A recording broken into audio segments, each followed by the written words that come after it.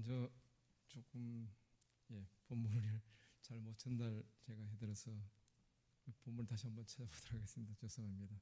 이 본문 말씀 누가복음입니다. 누가복음 말씀 누가복음 15장 25절부터 32절까지만 읽도록 하겠습니다.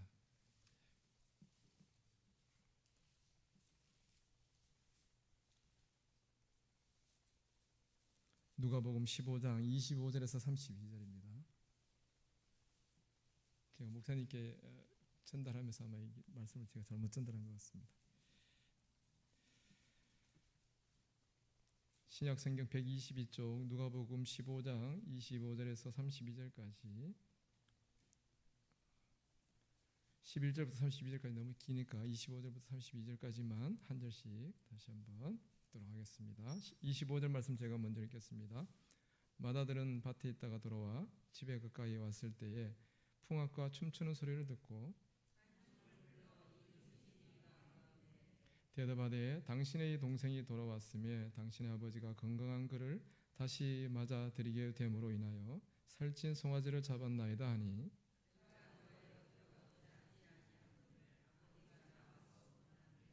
아버지께 대답하여 이르되 내가 여러 해 아버지를 섬겨 명을 어김이 없거늘 내게는 염소 새끼라도 주어 나와 내 벗으로 즐기게 하신 일이 없더니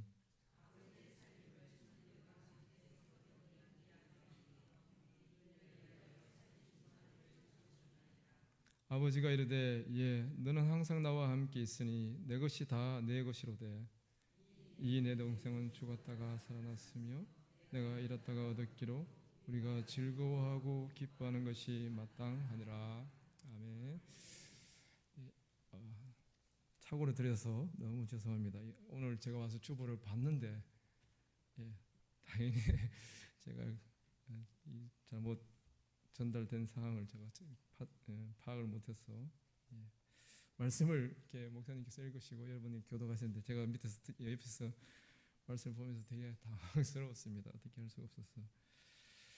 아까 우리 찬양팀에서 찬양을 인도해 주셨는데 너무 감사드립니다. 예배 전에 찬양할 수 있는 게 너무 좋은 것 같아요. 아까 난 예수가 좋다고 찬양을 같이 찬양하면서 들었던 생각이 우리는 정말 예수님이 좋습니다. 저는 정말 예수님이 좋아요. 난 예수를 사랑합니다. 그런 고백이 우리 안에 있는지 예배 자리에 설 때마다 그렇게 한번 확인해 볼 수 있기를 원합니다. 여러분 모두는 예수님이 제일 좋습니까? 사실은 그러길 바라요. 제일 좋아야 되는데 늘 그렇지 못한 연약함이 우리 안에 있는 것 같습니다. 그래서 늘 정말 주님을 사랑합니다 이런 고백을 날마다 드릴 수 있게 되기를 원하는 그런 우리의 모습인 것을 고백합니다. 오늘 우리가 읽은 말씀은 사실은 11절부터 읽으면은 우리가 흔히 아는 탕자의 비유입니다. 오늘 우리가 다 보진 않았지만 15장을 시작하면서 보면 예수님께서 죄인들과 함께하는 것 때문에 유대의 바리새인과 서기관들이 예수님을 향하여서 비난하는 그런 모습이 나타납니다. 15장 2절 말씀에 보면 예수님께서 세리와 죄인들과 함께 모여 있으니까 바리새인과 서기관들이 수군거려 이르되 이 사람이 죄인을 영접하고 음식을 같이 먹는다 하더라. 그렇게 비난하는 모습이 나옵니다. 그리고 그 비난하는 말을 예수님께서 다 아시고 들으시고 그 15장 3절부터 비유의 말씀을 하시는데 세 가지의 비유를 전하게 됩니다. 그 첫째가 무엇이냐 하면 잃어버린 한 마리 양을 찾아 나서는 그 목자의 비유가 나옵니다. 그 두 번째는 잃어버린 드라크마 하나를 찾기 위해서 나선 한 여인의 모습이 나오고요. 그리고 세 번째 나온 비유가 오늘 우리가 읽은 잃어버린 아들에 대한 비유, 우리가 잘 알듯이 탕자의 비유라는 말씀이 나옵니다. 이 세 번째 말씀이 바로 우리가 읽은 이 말씀인 것이죠. 사실 이 내용은 너무나 잘 아는 내용입니다. 그래서 이 말씀을 읽으면 조금 식상하고 뻔한 얘기 또 나올 것 같고 사실 또 설교를 또 하기도 약간 주저되어지는 그런 본문이기도 합니다. 내용은 다 우리가 잘 아는 내용입니다. 아버지의 품을 떠나 자기 의지와 뜻을 따라 자기 갈 길로 갔던 둘째 아들에 대한 얘기입니다. 그는 이기적이며 아버지의 마음을 전혀 헤아리지 않고 자기 욕심대로 아버지에게 요구를 합니다. 살아있는 아버지에게 유산을 나눠달라 요구를 해서 그 아버지에게 자기 몫을 받아서 떠나가게 되죠. 그리고 철저하게 자기 마음대로 선택한 길을 행했는데 거기에서 실패를 통해서 아버지에게 돌아오는 내용이 나옵니다. 자신의 인식과 가치관이 무너지고 깨어지는 과정을 경험하게 됩니다. 그리고 낯선 타국에서 아무도 그를 돌봐주지 않는 상황 속에서 짐승이 먹는 그 열매를 배가 허기가져서 그걸 자기의 배를 채우는 도구로 삼는 그 과정 속에서 아버지의 은혜, 사랑을 깨닫게 됩니다. 그리고 그 모든 길에서 돌이켜서 차마 돌아갈 용기가 나지 않을 수도 있지만 그럼에도 불구하고 그 아버지께로 돌아가서 회개하는 그 아들의 모습이 나오죠. 정말 철저하게 깨어지지 않으면 자존심 상해서 가지 않을 텐데 아버지께 나아갑니다. 그리고 그 아버지 앞에 가서 고백하는 것이 아빠 저 왔어요 이렇게 얘기하는 것이 아니고 저는 죄인입니다. 종으로 써주십시오. 그렇게 정말 회개하는 모습으로 아버지께 나아가는 모습을 보게 됩니다. 그 아들이 떠난 날부터 끊임없이 아들을 기다린 아버지의 모습이 또 나오는데 그 아버지는 그 아들을 멀리서 예전 성경에 보면 상거가 먼데 이렇게 표현되어 있는데 거리가 아주 멀리 떨어졌음에도 불구하고 둘째 아들인 것을 단박에 알아봅니다. 그 둘째 아들이 떠날 때 그 모습으로 부잣집 둘째 아들의 모습으로 떠난 그 모습으로 돌아오는 것이 아니고 타국 땅에서 너무 초라하고 짐승을 먹이면서 짐승 먹이로 자기 배를 채울 지경이면 행색이 몰골이 말이 아니겠죠. 짐승 우리에서 같이 지냈지 않았을까 싶을 정도로 냄새나고 초라한 그 아들의 행색임에도 불구하고 아버지는 그 아들의 모습을 멀리서 바라보면서 금방 알아봅니다. 그 거리가 먼데도 불구하고 아버지는 그 아들에게 뛰어가서 그 아들을 끌어안습니다. 냄새난다 하지 않고 그 아들을 끌어안고 입을 맞추는 그 아버지의 모습을 보게 됩니다. 아버지에게는 외적인 행색이나 조건이 아니라 그 아버지의 마음 중심에는 이 아들이 누구보다도 귀한 내 아들이다. 그것만이 남아있는 것을 보게 되는 것이죠. 그것이기에 그 아들을 향하여서 그렇게 반응하는 것을 보게 됩니다. 그리고 아버지는 그 아들이 돌아오기를 늘 기다렸던 것 같습니다. 그러니 그렇게 멀리 있는 아들을 알아볼 수 있었겠죠. 그리고 그 아들 때문에 기쁨의 잔치를 베풉니다. 죽었다가 살아난, 잃어버렸다가 다시 얻은 아들임을 선포하고 즐거워합니다. 살찐 송아지를 잡고 먹고 즐기자고 말합니다. 그 무엇보다 더 큰 기쁨의 표현으로 자기의 마음을 드러낸 아버지의 모습을 우리는 보게 됩니다. 이 아버지의 이런 표현들, 행동 하나하나 그 언행을 통해서 아들의 가치와 존재를 알 수가 있습니다. 이 아버지에게 이 아들은 어떤 의미인가 하는 것들을 우리는 알 수가 있는 것이죠. 아들이 한 게 뭐 있습니까? 불순종하고 불효하고 아버지를 떠난 말 그대로 탕자로 돌아왔는데 근데 아버지는 그런 이유나 조건을 따라서 아버지가 기뻐하는 것이 아닙니다. 아버지와 아들이라는 그 관계 자체 안에 이미 모든 기쁨에 충만한 요소가 존재하고 있음을 보게 되는 것이죠. 그리고 우리는 하나님의 아버지 된 그 마음을 보게 됩니다. 아버지의 이 마음을 통해서 우리는 예수님의 마음속에 그리고 하나님의 마음속에 무엇이 있는가 하는 것들을 알게 되는 것이죠. 하나님이 한 영혼을 사랑하시는 그 모든 행위, 예수님을 통해서 독생자신 예수님을 통해서 이 땅에 대속 제물로 그분을 보내주시고 죄의 사함의 은혜를 허락해 주신 그 모든 일들을 우리는 보게 됩니다. 미련한 죄인의 행위로 그를 판단하고 그를 구원의 조건으로 찾아보는 그런 분이 아니라 우리는 이미 죄인, 우리가 아직 죄인이었을 때 도무지 하나님을 찾지도 않고 하나님을 알려고 하지 않았던 그러한 죄인이었을 때 우리를 위한 구원의 계획을 세우시고 그 일을 진행하신 분이 하나님이신 것을 보게 됩니다. 그가 사랑하는 영혼들이기 때문에 그들을 구원하시고 그를 품으시고 그들로 인해서 기뻐하시는 것, 그것이 바로 하나님의 마음인 것을 보게 되는 것이죠. 여러분 여름철 되면 휴가를 다 떠나시죠?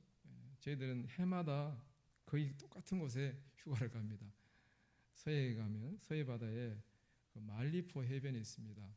그래서 거기 가면 모래사장이 그렇게 크지도 않고 적당한 사이즈고 아이들이 뛰놀기에 괜찮은 곳이어서 길게든 짧게든 하루라도 거기에 들렀다가 오게 되는데, 바닷가에서 새 녀석이, 우리 아이들 새 녀석들이 그 해변에서 모래사장에서 뛰어노는 것을 볼 때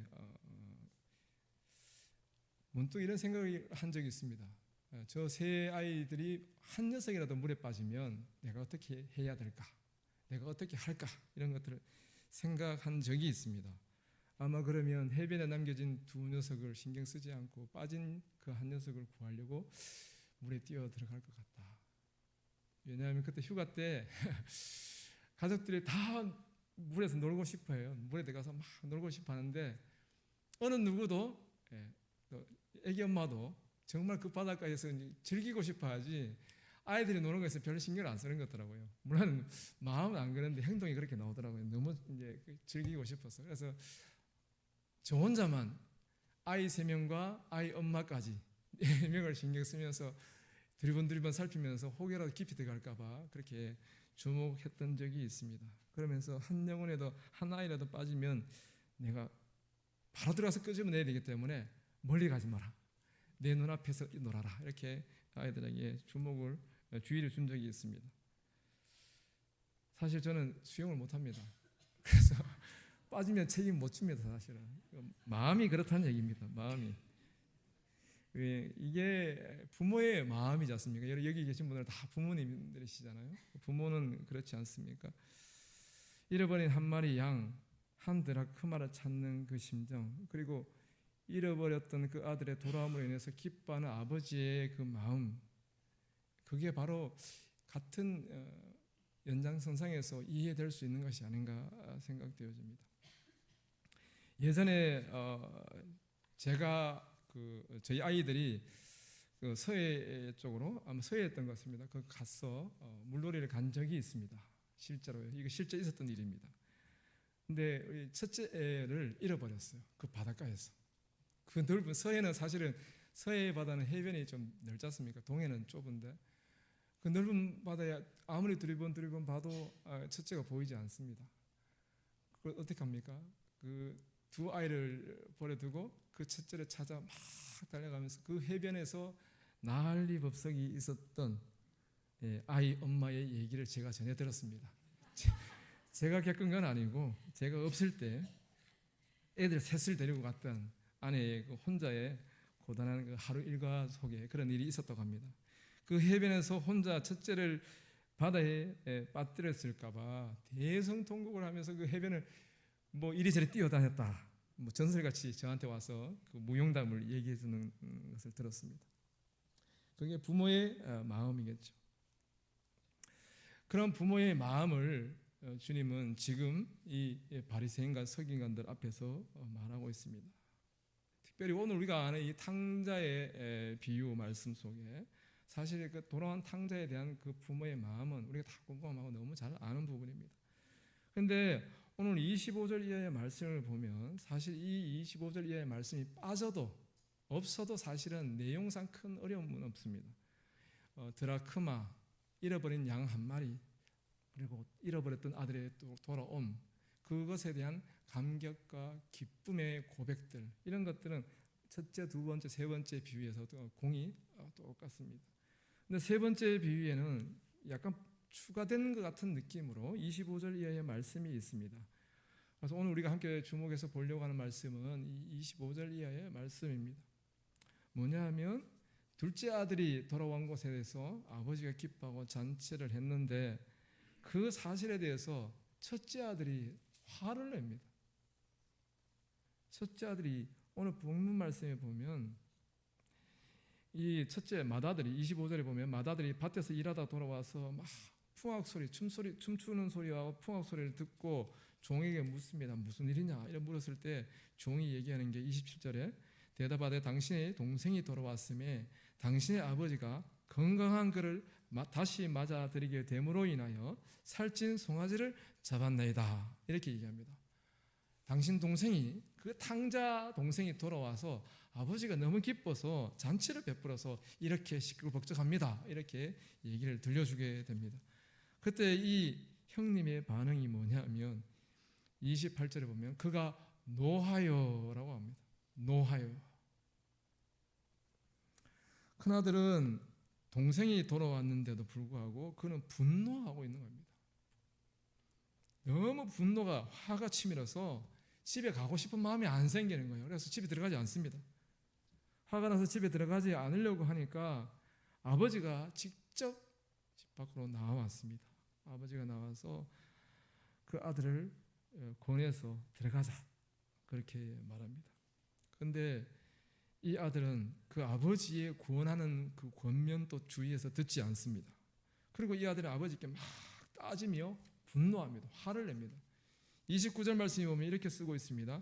아버지께 대답하여 이르되 내가 여러 해 아버지를 섬겨 명을 어김이 없거늘 내게는 염소 새끼라도 주어 나와 내 벗으로 즐기게 하신 일이 없더니 아버지의 살림을 창녀들과 함께 삼켜버린 이 아들이 돌아오매 이를 위하여 살찐 송아지를 잡으셨나이다. 큰아들의 이 분노함의 이유가 뭐냐 하는 것이 29절 말씀에 잘 나오죠. 29절과 30절 말씀을 보면 나는 아버지 앞에 정말 충성되게 일하고 아버지를 섬겼는데 나한테는 염소 새끼 한 마리도 잡아주지 않더니 저 망나니 같은 저 녀석이 돌아왔는데 그게 뭐 그렇게 기뻐서 저 아들 아버지 재산 다 말아먹은 저 녀석을 위해서 잔치를 합니까? 분노하는 것이죠. 어찌 보면 이 아들의 분노에 대해서 우리가 공감은 됩니다. 그렇지. 정말 아버지에게는 첫째 아들이 든든한 버팀목이고 그 아들이 한 일들을 생각해 보면 그가 마땅히 오히려 그 아들을 위해서 송아지라도 잡아야 될 텐데 왜 아버지는 송아지도 안 잡아주고 말이지. 저 망나니 같은 둘째 아들 돌아왔다고 그 아들을 위해서 소를 잡나. 이해가 좀 안 되기도 하고 그 아들의 항변도 일리가 있어 보입니다. 그는 그 자신이 아버지를 섬겼던 것, 그 모든 것에 대해서 아버지가 너무 무관심하고 나를 인정해 주지 않은 것 같습니다. 아버지가 그렇게 나를 대우하신 것이 너무 부당합니다. 제가 한 일이 도대체 뭐였습니까? 지금까지 아버지한테 한 일이 도대체 뭡니까? 저는 괜히 헛수고한 거 아닙니까? 뭐 이런 식인 거죠. 그렇게 아버지께 항의를 합니다. 우리 개역개정 성경에 보면 약간 이 부분이 약간 이렇게 딱딱하게 느껴지는데 우리말 성경에 보면 이렇게 쓰고 있습니다. 29절 말씀을 우리 개역개정과 비교해서 한번 들으시면서 보시면 좋겠습니다. 우리말 성경 29절입니다. 그러자 큰아들이 아버지에게 이렇게 말했다. 보십시오.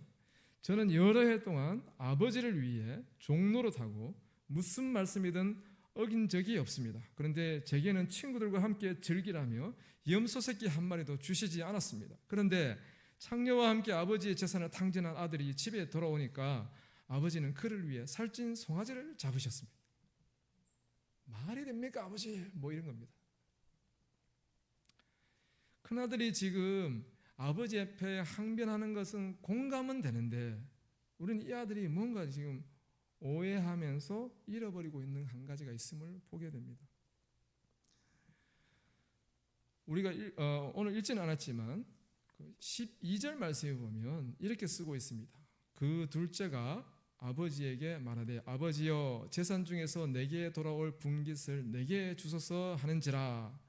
둘째가 아버지한테 아버지 내 몫의 유산 미리 땡겨주세요 이렇게 요구를 했습니다. 아버지가 살아있음에도 그렇게 요구를 했을 때 아버지가 어떻게 하는가 하면 12절 마지막에 아버지가 그 살림을 각각 나누어 주었고 이 둘째 아들만 재산을 받은 게 아니에요. 아버지의 유산을 장남도 분할해서 받았습니다. 이미 그가 아버지의 재산을 물려받았어요. 그러면 그가 뭐 가진 게 없는 게 아닙니다. 모두 아버지 것이기 때문에 아버지가 줘야만 뭘 할 수 있는 게 아니고 이미 자기 몫의 재산을 가지고 있는 거예요. 그런데 이 아들은 어떻게 생각하고 있는가 하면 그런 자기 몫에 분할된 재산을 가지고 있음에도 불구하고 그 재산이 자기 것이 아닌 것처럼 사는 겁니다. 그걸 어떻게 더 알 수 있느냐 하면 29절 말씀 제가 우리말 성경을 읽어드렸죠. 거기에 보면 아들이 말하지 않습니까? 보십시오. 저는 여러 해 동안 아버지를 위해 종노릇하고. 그는 아들이었음에도 불구하고 종처럼 살았습니다. 아버지가 요구한 게 아니에요. 너 내 유산 물려받으려면 우리 집에서 그렇게 일해서는 안 돼. 넌 저 종들보다 더 열심히 일해야 내가 너를 인정하고 너에게 유산을 물려줄 거야. 그러니까 잘해. 내가 지켜보고 있어. 이렇게 말하지 않습니다. 아버지는 아들에게 그 몫을 물려줬습니다. 그런데 이 아들은 아버지께 물려받은 유산이 있음에도 불구하고 자기의 몫으로 자기 것으로 이미 주어졌고 그가 받았음에도 불구하고 여전히 그 아버지 앞에서 그는 종처럼 일하고 있는 겁니다. 아들이 아니라 종처럼. 그는 그 자신이 그 아버지의 아들이라는 사실보다는 아버지의 종처럼 그렇게 열심히 일하는 것에만 몰두하고 있는 겁니다. 그가 잃어버린 것이 있는 것이죠. 아버지의 아들이라는 그 본질적인 자기 존재를 잃어버리고 있습니다. 아들이 아니라 종처럼, 우리 한국식으로 말하면 머슴처럼 그렇게 일해서 인정받고 싶은 거죠. 그래서 아버지한테 자신을 어필하고자 했던 것입니다. 그러니 아버지한테 막 항변하는 게 뭐냐면 내가 한 거, 내가 지금까지 아버지를 섬겼던 것, 불순종한 것 없이 모든 것을 종처럼 그렇게 섬기고 순종했던 일들, 그 팩트, 그 사실, 그 행위를 아버지 앞에 얘기하고 있는 겁니다. 제가 한 일 다 아시지 않습니까? 제가 어떻게 생겼습니까? 그러고서도 이렇게 저를 푸대접하십니까? 그렇게 말하는 것이죠. 좀 실감이 나십니까? 제가 그럴듯하게 설명을 해드리려고. 아버지의 재산을 받았음에도 불구하고 그 아버지의 재산을 자기 것으로 누리지 못하고 여전히 그 재산은 재산대로 두고 있으며 손도 못 대고 아버지의 허락이 없으면 아무것도 쓰지 못하는 이 아들. 그러면서 일은 종처럼 어떻게 해서든 아버지 앞에 인정받고 싶어하는, 그래서 종처럼 열심은 열심이죠. 열심히 일한 첫째 아들입니다. 그리고 30절에 보면 이 큰아들은 아버지께 돌이키게 합니다. 그런데 창녀와 함께 아버지의 재산을 탕진한 아들이 집에 돌아오니까 아버지는 그를 위하여 살찐 송아지를 잡으셨습니다. 이 둘째 아들이 아버지께 물려받은 것은 자기 몫의 유산입니다. 아버지가 줬어요, 둘째 아들에게도. 그러면 그것은 그 둘째 아들의 몫이기 때문에 그 아들이 자기의 재산을 탕진한 것이죠. 그런데 이 큰아들은 아버지 앞에서 이렇게 표현합니다. 우리말 성경에 보면 아버지의 재산을 탕진한 아들이라고 얘기합니다.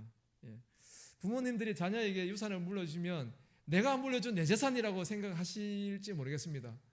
줬으면 그만인 거죠, 사실은. 예전에 사역하던 교회에서 어떤 집사님이 살아생전에 유산 상속을 미리 해버렸어요. 그랬더니 자식들이 거리가 멀었어요. 그래서 후회를 하시더라고요.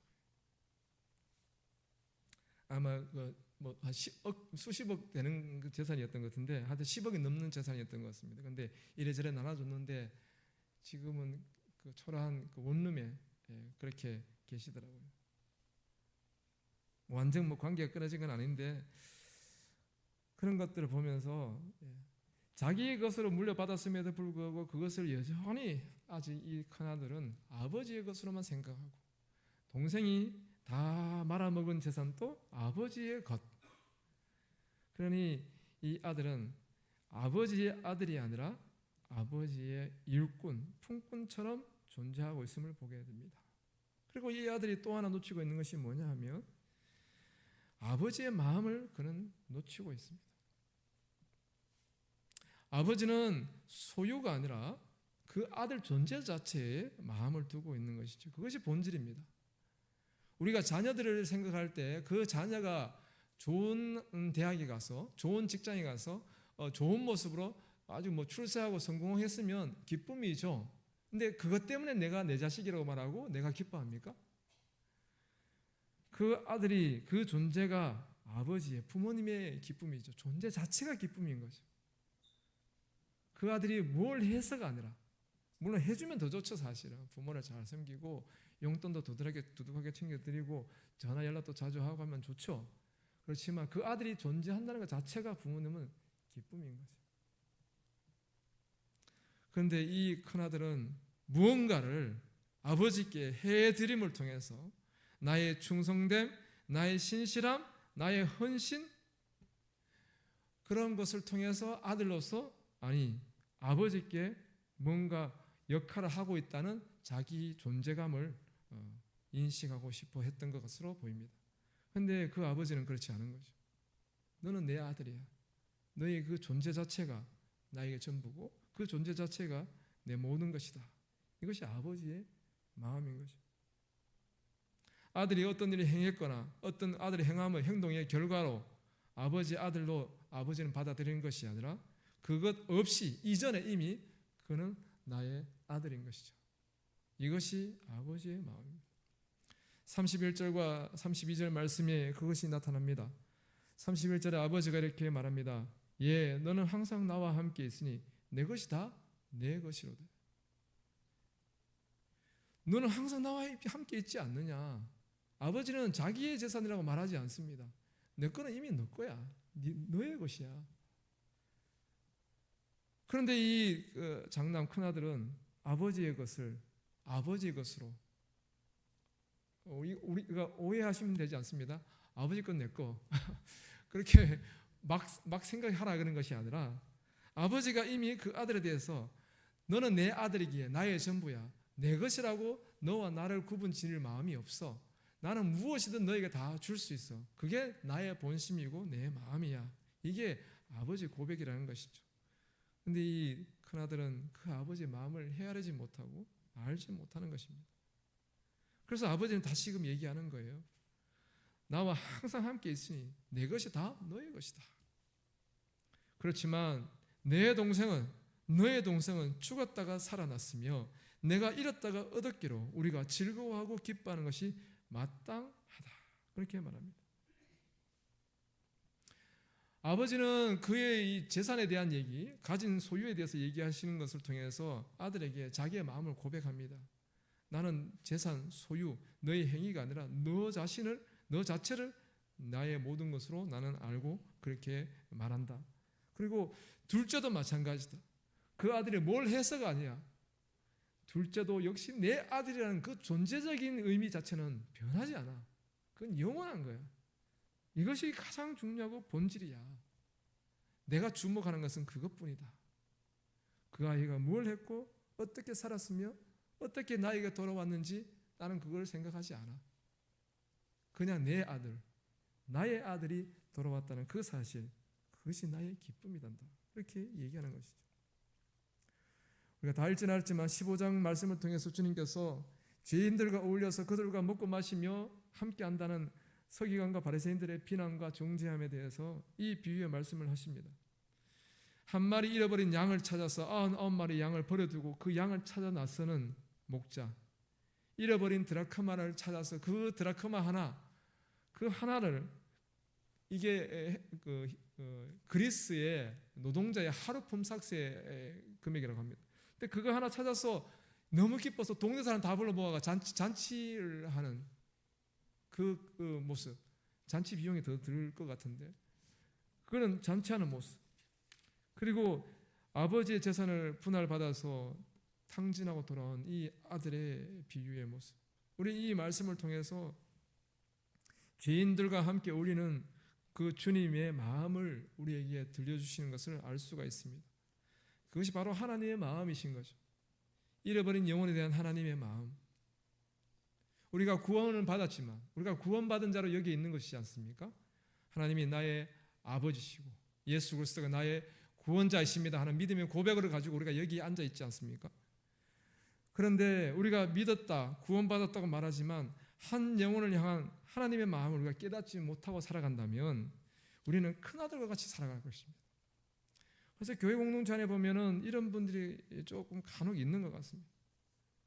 구원의 큰 감격과 은혜라는 그 본질을 먼저 기억하고 살아가야 될 텐데 그것보다는 큰아들처럼 내가 뭔가를 해서 하나님께 인정받으리라, 그것을 통해서 사람들에게 인정받고 자기 존재를 증명하려고 하는 그런 모습들이 있다는 것이죠.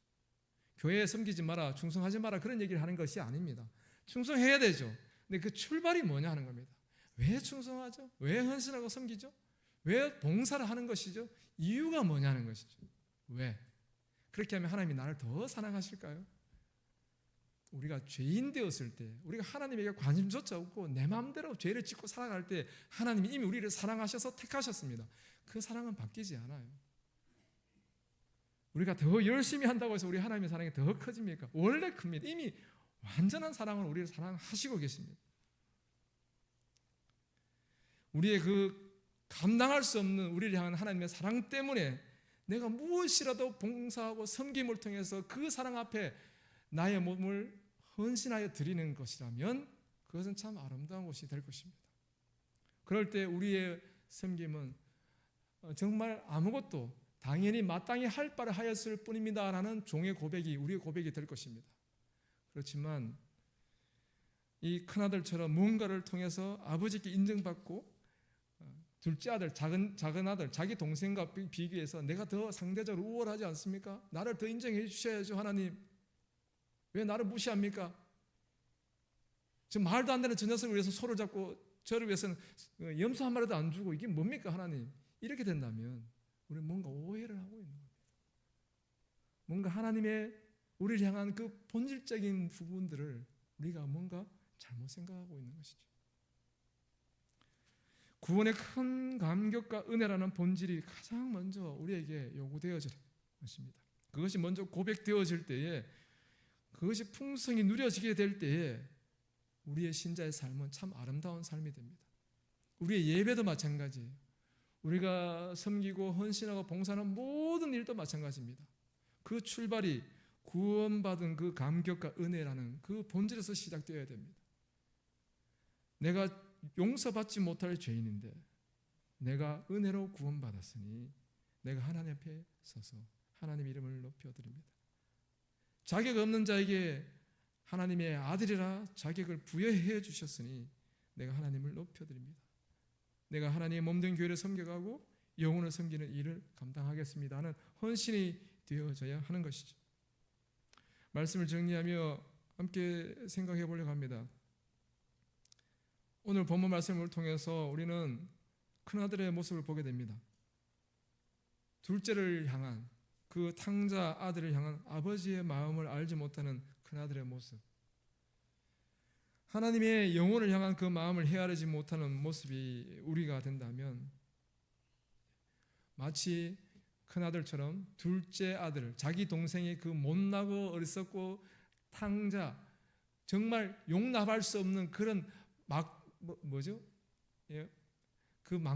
동생, 막무가내 인생을 사는 그 망나니 같은 그 동생 손가락질하며 욕을 해야 되는 것이 마땅합니다. 인지상정이겠죠. 그렇지만 오늘 본문 말씀을 통해서 주님은 그렇게 죄인들과 어울린다고 비난하는 서기관과 바리새인들을 향하여서 하나님의 마음은 그게 아니야. 너희들이 율법을 잘 지킨다고 하나님의 말씀대로 산다고 그렇게 주장할지 모르지만 하나님의 마음은 죄인들에게 있다.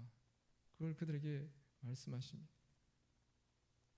보여지는 행위, 우리가 한 공동체 안에 있다 보면 신앙생활을 한다고 하지만 서로가 서로를 볼 때 부족한 모습이 보이기도 합니다. 그것이 우리에게 또 약간은 정죄하는 그런 부분이 되기도 하고요, 판단하기도 합니다. 그런데요, 주님은 그 보여지는 행위가 아니라 영혼을 보라고 말씀하십니다. 하나님은 그 영혼 자체로 우리를 용납하시고 받아들이셨다는 것입니다. 그것이 아버지 된 하나님께는 이미 전부라고 말씀하시는 것이죠. 그런데 그 아들은, 큰아들은 이 아버지의 마음을 모르고 있다는 사실입니다. 그리고 자녀로서 그에게 어떤 축복과 은혜, 권한이 주어졌는지를 그가 소유한 그 모든 것들을 제대로 자각하지 못하는 모습을 보게 됩니다. 우리는 하나님의 자녀가 되었다고 말합니다. 구원받은 자가 되었다고 말합니다. 구원받았으면 52주 빠지지 말고 교회 열심히 가고 수요예배 빠지면 안 되고 금요기도에 열심히 와서 기도 열심히 빡세게 하루에 기도 몇 시간씩 해야 되고 전도 1년에 몇 명 해야 되고 그래야만 그게 진짜 은혜 받는 자의 모습이다라고 스스로 이렇게 어떤 정의를 미리 내려놓고 거기에 맞추려고 살아가고 있는지도 모르겠습니다. 우리 스스로 속고 있는 거죠. 우리는 이미 하나님의 자녀가 되었습니다.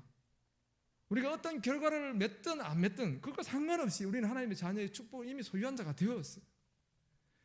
그렇기 때문에 우리 옆에 있는, 내 옆에 있는 지체, 공동체에 있는 형제 자매가 나의 경쟁 상대가 아니에요. 큰아들은 작은아들과 비교해서 상대적인 우월감을 느끼며 그러니 아들로서 아버지에게 인정받을 수 있으리라고 믿었습니다. 그런데 아버지는 공평하게 너나 저 아들이나 다 나의 아들이야 라고 아버지는 말해버립니다. 세상의 가치가 교회 안에 들어와 있습니다. 우리가 살고 있는 이 시대를 보십시오. 사람들이 어떻게 삽니까? 경쟁적으로 뭔가 결과물을 드러내어야만 그 사람의 존재가 인정되어지고 사회적으로도 이렇게 높은 지위에 권리를 이렇게 권위를 가지는 그런 존재로 인정받는 모습을 보게 됩니다. 이 시대상이 교회 안에도 들어온 것 같아요. 은혜다, 모든 것이 은혜입니다라고 말하는 데 보면 은혜 받은 자로서 옆 사람과 비교해서 뭔가 좀 더 열심히 하려고, 은혜의 감격에서가 아니라 저 사람보다 내가 나아야 되지 않나? 저 사람보다 내가 신앙생활 열심히 해야 되지 않나?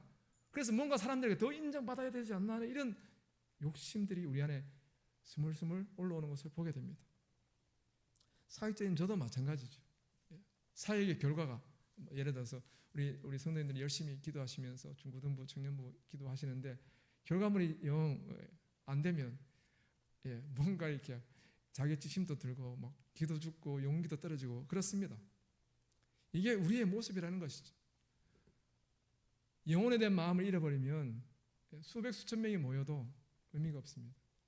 예전에 제가 청년 때 사역 교사로서 섬겼던 약간 하나님의 뜻에 따라서 강제로 끌려서 하지 못해요. 끌려서 교사로 섬긴 한 적이 있습니다. 1년 동안 섬긴 적이 있는데 그때 고등부가 한 200명 제적이 한 170명 출석했습니다. 고등부만. 그래서 그것이 참 부흥이다 이렇게 생각했었습니다. 그리고 실제로 그때의 청년들이 지금도 그 교회의 중추적인 역할들을 감당하고 있는 것을 보게 됩니다. 근데 어떤 분이 그렇게 얘기하더라고요.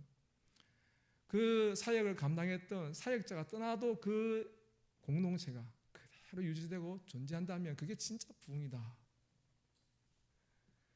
그런데 그렇지 않더라고요. 그렇게 열심히 섬겼던 그 전도사님이 교회를 떠나니까 영향을 받아요. 물론 여러 가지 요인들이 있지만 그런 것들을 보게 되는 것이죠. 우리는 주목하는 것이 보이는 것들입니다. 보이는 결과물, 보이는 행동, 언행들, 그것으로 무엇인가를 판단하고 평가를 하죠. 근데 주님은요, 주님은 나는 영혼을 본다 그렇게 말씀하시죠. 자녀로서의 그 축복과 권한과 은혜를 소유했음에도 불구하고 그것을 온전히 자기 것으로 인식하지 못하니까 누리지 못하는 겁니다. 그러니 그것을 누리지 못하니까 어떻습니까? 의무감으로 살아가는 거예요. 의무감으로. 여러분은 우리가 의무감으로 신앙생활 하십니까? 그러면 우리는 은혜를 다시 회복해야 됩니다. 의무감으로 무엇을 하고 있다면 우리 너무 고통스러워요. 사역자도 마찬가지입니다. 목사인 저도 마찬가지예요. 의무감으로 무엇을 하기 시작하면 괴롭습니다. 그만두고 싶고 도망가고 싶은 마음이 듭니다. 근데 그 은혜를 기억하는 것이죠. 우리에게 주어진 것을 온전히 누리지 못하는, 그래서 두려움과 의무감으로 살아가게 된다면 참된 자유함을 누리지 못합니다. 하나님이 나보다 더 탁월한 사람들이 많음에도 불구하고 왜 우리같이 부족하고 연약한 존재를 불러서 하나님의 자녀다, 너는 내 백성이라 그렇게 부르셔서 하나님의 일들 공동체를 섬기고 공동체 하나됨을 이루어가라고 그렇게 말씀하실까요? 내가 대단한 능력자였어?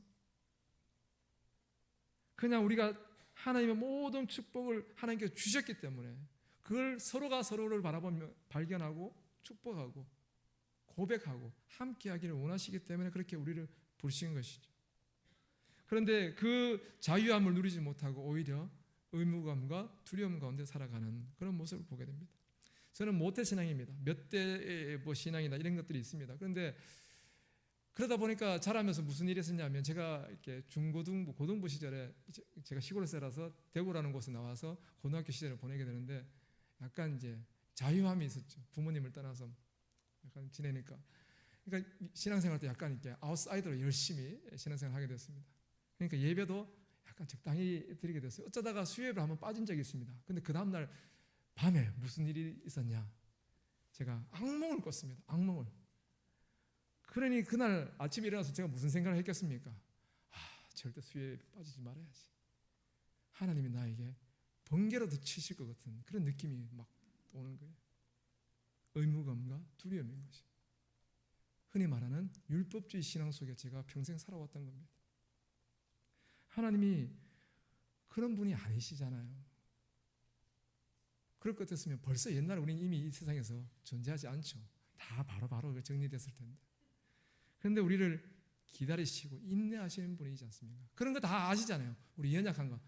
너 연약한 건 내가 다 알고 있어. 그래서 우리를 불러주셨지 않습니까? 그럼에도 불구하고 그 자유함을 누리지 못하는 참 어찌 보면 미련한 신앙을 우리가 살아갈 수 있게 된다는 것이죠. 그리고 이 아들은 그 자유함이 없기 때문에 자기 행위로 인정받고자 하는 자기 의가 충만한 자로 살아가는 것을 보게 됩니다.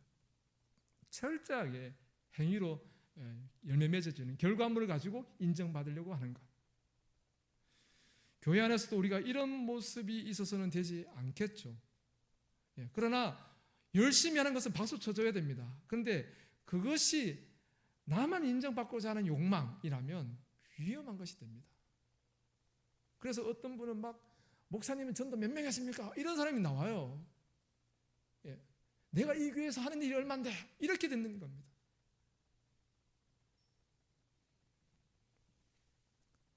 우리의 자기의가 아니라 우리는 철저하게 은혜입니다. 내가 섬기는 모든 일도 내게 그런 은사를 주셨으니 섬길 수 있는 것이죠. 건강이 없다면 섬길 수도 없고요. 은사가 없다면 섬길 수도 없습니다. 우리에게 주신 모든 것들이 하나님 때문에 하나님께서 내게 주신 것이기에 그 은혜에 감격하는 우리의 신앙의 행위로서 섬겨지는 것이 되어야 됩니다. 자기의가 드러난다면 하나님 앞에 겸손히 스스로를 낮추셔야 됩니다. 우리 모두의 신앙생활과 모든 섬김, 헌신의 모습들, 그 모든 결과물들은 하나님의 자녀됨을 인정받기 위한 우리의 노력이 되어서는 되지 않습니다. 우리는 이미 믿음 안에서 하나님의 자녀가 되었습니다. 자녀 되었다면 이제 자녀다움의 모습이 필요한 것이죠. 자녀로서의 합당한 삶을 살아가야 되는 것이죠. 자녀라면, 하나님의 백성이라면 하나님의 백성다운 삶을 살아가야 되는 겁니다. 세상 속에 불신자들 가운데 섞여 있지만 하나님의 자녀로서의 모습이 보이는 겁니다. 부모님도 그렇지 않아요? 어릴 때, 아기 때 어린이집에 아이들이 막 모여서 울고 있는데 저희 아내가 그 많은 아이들 우는 목소리 속에서 우리 아이들이 쌍둥이가 우는 목소리를 딱 듣고 우리 애가 하나가 우는 것 같아 이러고 막 뛰어가는 거예요. 그게 아버지의 부모님의 마음이잖아요. 하나님은 세상 속에 섞여 있더라도 하나님의 자녀를 아시지 않습니까? 우리가 하나님의 자녀로서 세상 속에서 드러나는 그들보다 더 우월하게 뭔가를 해라가 아니라 하나님 자녀로서 합당한 사람들을 우리가 있는 그곳에서 합당하게 살아내는 것이 하나님이 우리를 향하여 원하시는 것이죠. 이를 위해서는 우리의 본질, 하나님의 은혜로 구원받은 하나님의 자녀라는 그 본질을 잊어버리지 않고 살아가는 것이 필요합니다. 그럴 때 우리는 나의 모든 삶의 전부를 구원의 감격으로 오직 하나님께 영광이 되는 길로 걸어가고자 하는 감사나 감격의 삶을 살게 되는 것이죠. 하나님께 더 이상 인정받으려고 하는 것이 아니라 그냥 자연스러운 내 삶을 살아내는 겁니다. 이미 인정받아서 자녀가 되었기 때문에. 우리는 교회에서 함께 모였습니다. 교회 공동체로서 우리의 지체들이 우리의 신앙의 경쟁자가 아닙니다. 내가 저 망나니 같은 동생보다는 더 탁월한 형님이 되어야지. 그래서 아버지한테 인정받으리라 하는 그런 욕심이 혹여 우리 안에 있다면 버리십시오. 교회는 경쟁하는 구조가 아닙니다. 성과를 요구하는 영업의 현장도 더더구나 아닙니다. 죄에서 구원받은 생명의 회복과 감격으로 기뻐하는 자들이 함께 그 은혜를 고백하며 기쁨으로 하늘 아버지께 경배와 찬양으로 영광을 높여드리는 곳이 교회입니다. 그래서 우리는 날마다 모여서 예배를 드리는 거죠.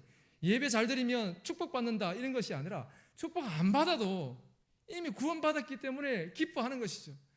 없어도 있어도 그것과 상관없이 이미 기쁨이 충만하기 때문에 그 주체할 수 없는 기쁨 때문에 아까 우리 찬양하시는 우리 집사님이신가요? 막 이게 율동하시는 기쁨이 충만하기 때문에 나오는 거죠. 이거 누가 그렇게 해라고 요구하면 막 이렇게 인상 막 찌푸리면서 마지못해 막 제 집 첫째처럼 막 율동하라니까 막 이러고 있는데 막 애들이 이렇게 하는데 얘는 뭐 이러고 있더라고요. 하기 싫어서 하니까. 근데 어떻습니까? 우리 안에 우러나는 것이면 감출 수가 없는 거예요.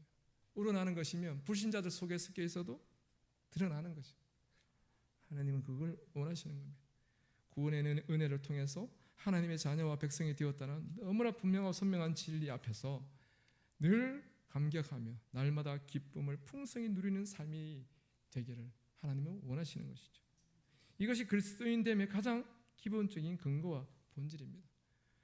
이것을 우리가 날마다 새롭게 경험하는 일, 예배의 자리에서나 또는 삶의 현장에서 이런 고백들이, 경험들이 넘쳐날 때 우리의 삶은 풍성한 은혜의 삶이 될 것이고, 그렇다면 우리의 삶의 마지막의 결과라는 것은 성령의 9가지 열매와 같은 그런 열매들이 당연하게 맺히는 것이죠.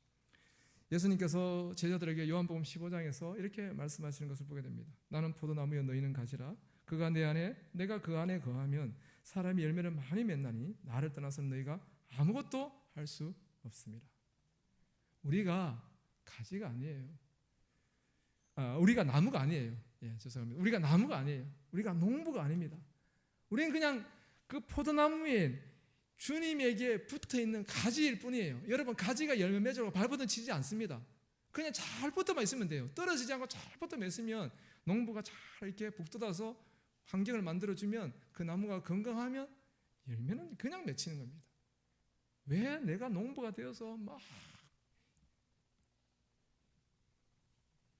우리는 하나님의 은혜로 하나님의 자녀가 되었다는 사실을 나의 행위나 의가 아니라 하나님의 택하심과 은혜로 하나님의 자녀가 되었다는 그 본질을 항상 잊지 않고 기억하며 고백하는 그런 우리의 매일매일 어찌 보면 소소할 수 있거나 또는 보잘것없는 모습일지라도 그러나 하나님의 놀라운 은혜의 자녀가 되었음을 잊지 않고 기억하는 믿음의 고백이 우리의 매일의 삶 가운데 항상 넘쳐나시기를 간절히 소원합니다. 기도드리겠습니다. 사랑의 주 아버지 하나님, 감사합니다. 아무것도 내어드릴 것이 없는 연약한 존재 우리를 부르셔서 너는 내 것이라 말씀하시고 보잘것없이 아버지 앞에 엎드려 나를 아버지의 품꾼 중에 하나로 여기소서라고 그렇게 사죄하며 회개하며 엎드렸던 그 작은 아들의 모습처럼 하나님 앞에 나와서 아무것도 드릴 것이 없음에도 불구하고 아버지 은혜만을 의지하며 아버지 나를 불쌍히 여겨 주옵소서 간구할 때에 우리를 품으시고 온전히 너는 내 아들이라 안아주시는 그 하나님의 마음을 우리가 늘 잊지 않고 기억하게 하여 주시고 행여 우리의 마음속에 교만한 마음을 따라 하나님 나의 의를 구하거나 다른 이보다 내가 더 열심으로 무엇인가를 하려고 하는 나의 노력과 어리석음들이 있다면 하나님 나를 불쌍히 여겨 주옵소서. 우리를 불쌍히 여기셔서 그 은혜에 충만하며 늘 감격하는 겸손한 믿음의 삶들을 살아갈 수 있도록 우리를 도와 주옵소서. 감사드립니다. 예수님 이름으로 기도드립니다. 아멘.